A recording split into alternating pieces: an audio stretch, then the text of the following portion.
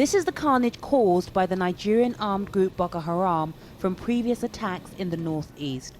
Reports the group killed hundreds in Gamboru village in Borno State in the northeast on Monday will worry many. Residents told the state government that masked men raided the village and started firing. Anybody sighted in that area were shot and killed. And then later on they moved into the city and they burnt down all the shops, and about 500 vehicles were also burnt. According to the residents, they told me not less than 300 people died.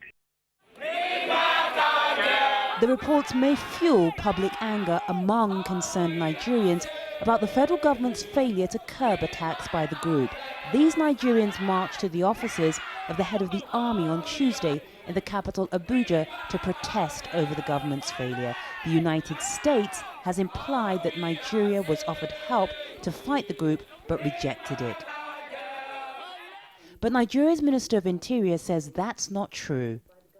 Well, specifically, I wouldn't say that I know of any such specific offers that were made and rejected. But I can say this, that in the beginning, the insurgency in the northeast and some parts of other states of Nigeria were actually seen as local uprisings that were within the framework of our security outlook to be able to contain them.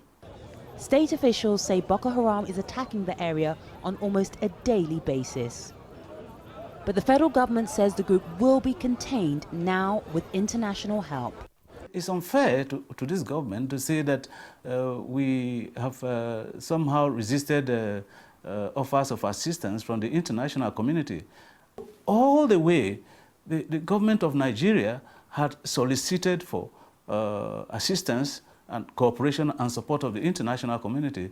The Nigerian military, which is responsible for security, has not commented on Monday's attack. But news of the violence is likely to increase public pressure on the government to get international assistance to deal with Boko Haram faster. Yvonne Ndege, Al Jazeera, Abuja, Nigeria.